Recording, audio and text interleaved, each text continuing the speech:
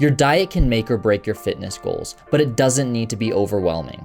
I like to keep things as simple as possible. After years of tracking, I've built a solid understanding of calories and macros, making healthy eating feel second nature.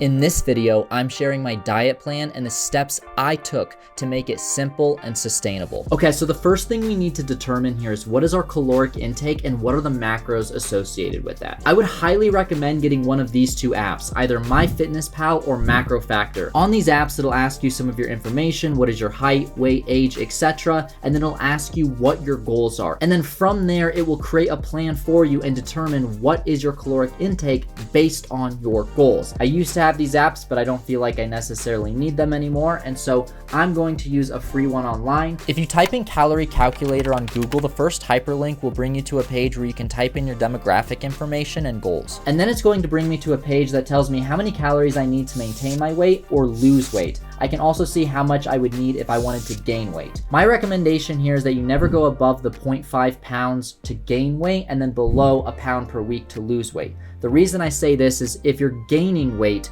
you're more than likely going to gain fat on top of muscle if you're going above trying to gain more than 0.5 pounds per week. The other here is that for weight loss, if you're going into too much of a caloric deficit, you risk having negative side effects associated with that. Next, we need to determine what are macronutrients associated with these calories. So there's 3 macronutrients. There's protein, carbohydrates, and fats. And so all of the food that we eat is made up of these 3 macronutrients. However, they each play a different role and we need to consume a different amount of each. So like I mentioned, if you have one of these apps, it's going to tell you what your macronutrients should be. Since I don't have one of these apps, I did the same thing. I typed in macronutrient calculator, I put in my information, and right here you can see it tells me those 3 main macronutrients: protein, carbs, fat. It also tells me sugar and saturated fat. If you have one of the apps, it'll go into even further detail here. And then again, it tells me how many calories I should be consuming. One thing I'd recommend here, which is something I've always stuck to, is that I try to reach at least 1 gram of protein per pound of body weight. So if I weigh 140 pounds, I'm going to consume at least 140 grams of protein per day. Now this can change depending if I'm in a caloric deficit or surplus. Typically when you're in a surplus, you can get away with eating less protein, and when you're in a deficit, you need to increase that protein intake. Next, let's talk about the food itself. I like to go by the 80-20 rule, but what is this rule? Well, it's something that I made up, which is 80% of the food I consume is non-processed food. And then the other 20%, I can eat whatever I want. But I still stay within my caloric intake for that day based on my goals, and I still hit my macros. As you've probably noticed, there can be healthy and unhealthy carbs, healthy and unhealthy fats, healthy and unhealthy proteins. Let's take carbohydrates, for example. I can eat something like fruits and grains, or I can load up on sugar. One is generally healthier than the other. Proteins, for example, I can eat lean ground turkey or I can eat bacon. One is going to be healthier than the other. Now, if we're just looking at muscle gain and fat loss, it is possible for me to eat sugar and bacon and still gain muscle and lose weight. However, is that really going to be the best for my digestive system, for my cardiovascular system, for my heart?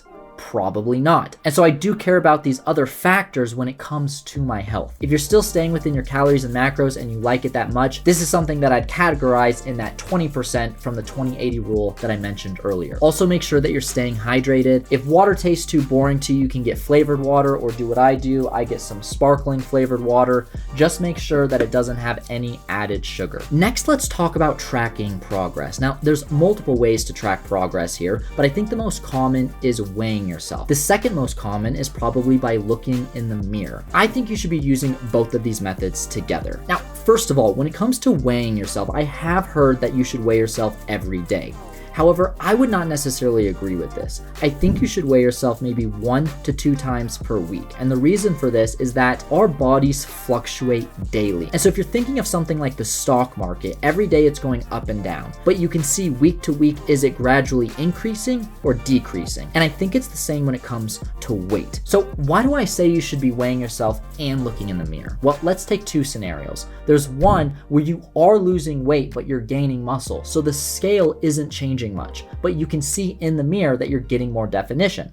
The other here is that you might be looking in the mirror and it doesn't look like you're making progress, but you shouldn't feel discouraged because if you go to weigh yourself, you are losing weight. You just haven't seen any visible progress yet. And then I think it should go without saying that you should be tracking your calories at this point, because if you're going above or below what your goal is, obviously you're not going to be making the progress that you want to make. Now don't worry, you don't need to track your calories forever. I haven't tracked mine in years, and that's because I did it for so long that I have a very good understanding of how many calories I should be consuming daily and what my macros should be. This leads me into my next point, which is commitment. Again, I just mentioned that you should be doing this for at least 6 months. Just put in that upfront work so that way you have a good fundamental understanding, and then from there you can lean off and hopefully be able to do this without having to put in so much effort every single day. Another thing that's important here is you need to find foods that you enjoy that are healthy. So be trying new recipes. When I first started meal planning, I was trying a new recipe every single week. And you know what?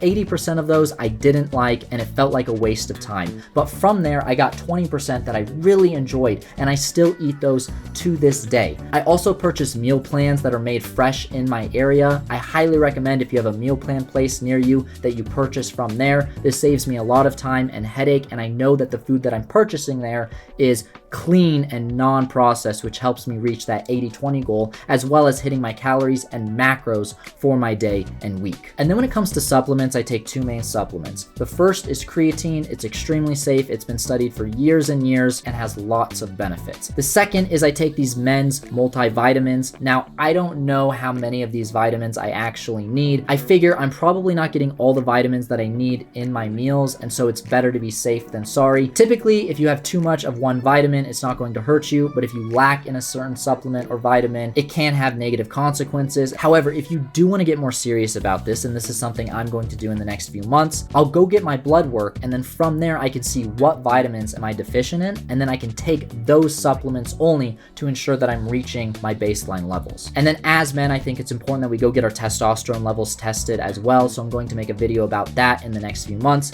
getting my levels tested and then adjusting accordingly if they're too low. Another very important factor to take into consideration here is sleep and recovery. Studies suggest that inadequate sleep reduces insulin sensitivity and impairs glucose metabolism, which leads to slower metabolic rate and increases fat storage. So here, just make sure that you're prioritizing sleep and that you have a good sleep routine. There's lots of benefits when it comes to sleep outside of dieting, such as increased cognitive function, better immune system response, and even increased recovery time when it comes to your muscles and the gym. If you enjoyed this video, I have another video right here which talks about how to get in shape and gain muscle. These 2 videos go hand in hand, and I'll see you in the next video.